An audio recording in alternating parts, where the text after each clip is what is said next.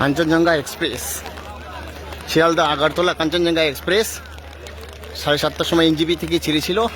পিছনে মালগাড়ি এসে লাগিয়ে দিয়েছে, তাই এখানে শেষে 3-4টে বগি উল্টে গিয়েছে। মালগাড়ি পিছনে এসে লাগিয়ে দিয়েছে, ড্রাইভারের অবস্থা খুবই খারাপ মনে হচ্ছে। এখানে দেখতে পাচ্ছেন এখানে উদ্ধার কাজ চলছে পুরোটাই। নিচে এটা শিয়ালদা এক্সপ্রেস সকাল 7:30টায়। শিয়ালদা এটা সন্ধ্যার সময় পৌঁছাতো 7:30টার দিকে, এখন অ্যাক্সিডেন্ট হয়ে এইভাবে পড়ে আছে। 3টে বগি প্রচুর ক্ষয়ক্ষতি হয়েছে, সঙ্গে মালগাড়ির ধাক্কায় জেগেছে, তাই মালগাড়ির এসিটা উল্টে গেছে। ইঞ্জিন দেখুন পিছনের বগিটাকে একবারে চুরমার করে দিয়েছে। এখানে উদ্ধার কার্য চলছে, খুবই অসুবিধা। সামনে বৃষ্টি হচ্ছে, বৃষ্টির মধ্যে প্রচুর বৃষ্টি হচ্ছে এদিকে।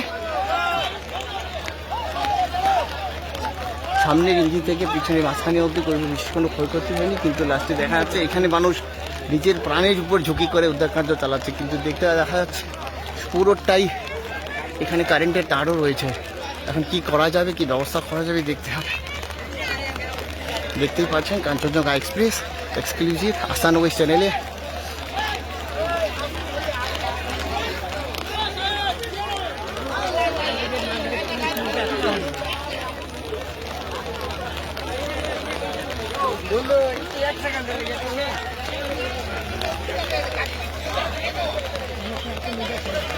শিলিগুড়ি রাঙ্গাপানির কাছে এই ঘটনাটি ঘটেছে।